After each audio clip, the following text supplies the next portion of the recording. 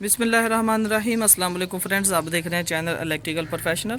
तो फ्रेंड्स, आज की इस वीडियो में हम एसडीएमओ के जनरेटर्स के पैनल के मतलब डिस्कस करने वाले हैं कि एसडीएमओ के जनरेटर के साथ जो कंट्रोलर इस्तेमाल किया जाता है, ये मैक्स नेक्सिस का जो कंट्रोलर इसके साथ इस्तेमाल किया गया है। इस कंट्रोलर के साथ हम इस जनरेटर को ऑटो पर कैसे स्टार्ट कर सकते हैं।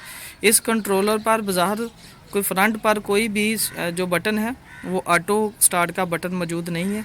तो इस कंट्रोलर के साथ हम इस जनरेटर को कैसे स्टार्ट कर सकते हैं, इस कंट्रोलर में कौन सी ऑप्शन हैं जिनको यूज़ करके हम जनरेटर को ऑटो पर स्टार्ट कर सकते हैं। और इस वीडियो में हम दूसरी चीज़ ये सीखेंगे कि इस कंट्रोल पैनल के लिए जो सप्लाई बैटरी से कंट्रोल पैनल तक आ रही है वो किन कंट्रोल वायर्स के ज़रिए से आ रही है।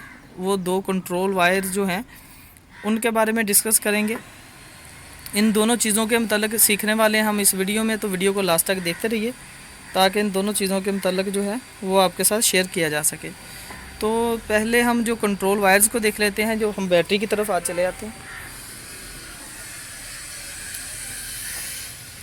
ये हमारे सामने एक बैटरी है 12 वोल्ट की। इस जनरेटर के साथ 12 वोल्ट की बैटरी ही इस्तेमाल की जाती है। इसका जो सेल्फ बैटरी चार्जर पूरा सिस्टम है ये 12 वोल्ट का पर ऑपरेट होता है। तो ये देखें, इस पर ये दो वायर्स लगी हुई हैं, बैटरी पर डायरेक्ट लगती हैं इधर आके। नॉर्मली जो जनरेटर्स पर जो कंट्रोल वायरिंग की गई होती है उसकी जो पॉजिटिव हम इधर से उठा लेते हैं जो सेल्फ के ऊपर से, और नेगेटिव इधर से उसकी बॉडी से उठा लेते हैं। तो इस एसडीएमओ के जनरेटर में ये दो जो पैनल के लिए कंट्रोल वायर्स यूज़ की जाती हैं पैनल की सप्लाई के लिए, ये अलहदा से ही इसका 2 पिन का एक जैक होता है। मैं जैक आपको अभी दिखाता हूँ दूसरी साइड पर। तो ये आपकी जो दोनों वायर्स हैं ये डायरेक्ट बैटरी के साथ अटैच होती हैं। आपने जब बैटरी की लीडिंग लगानी है तो ये दो वायर्स भी जो आपने बैटरी के साथ लगानी होती हैं।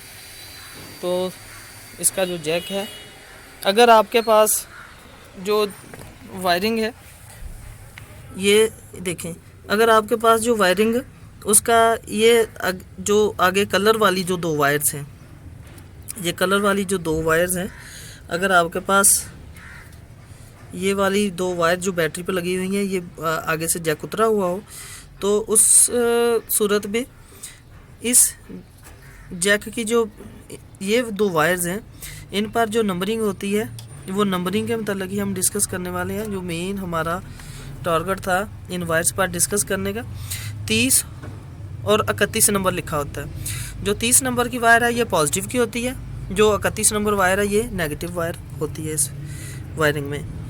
तो अगर ये जैक उतरा हुआ हो आपके पास, ये कलर वाली ये रेड और जो ग्रीन सी तार इस्तेमाल की गई है, अगर ये दोनों वायर्स जैक उतरा हुआ हो तो आपने ये 30 नंबर की पॉजिटिव होती है और इसके ऊपर प्रिंट किया गया नंबर यहाँ पर नज़र नहीं आएगा शायद। 30 नंबर जो पॉजिटिव है और जो 31 नंबर है वो नेगेटिव।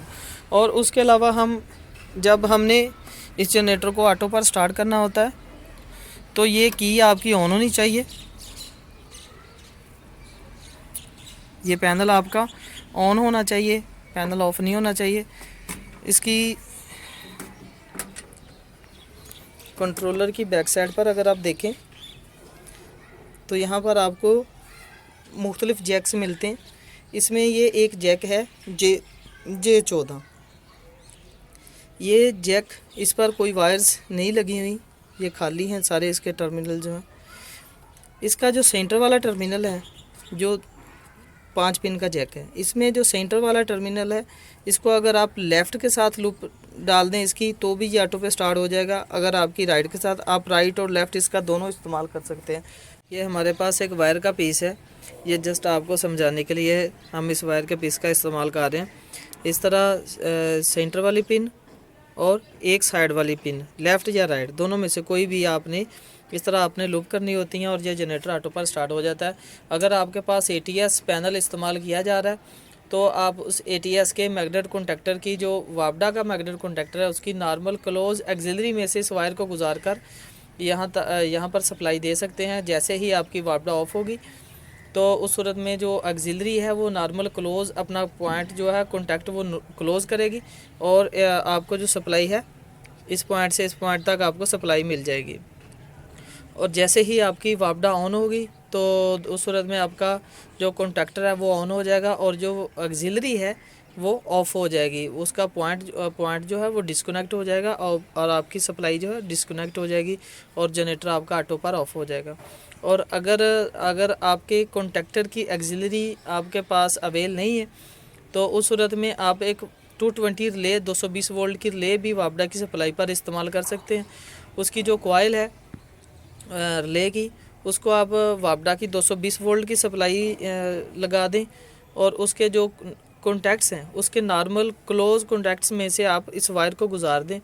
जैसे ही आपकी वापडा ऑन होगी तो उस सूरत में जो नॉर्मल क्लोज पॉइंट है वो ओपन हो जाएगा और आपकी जो वायर्स जो डिस्कनेक्ट हो जाएंगी।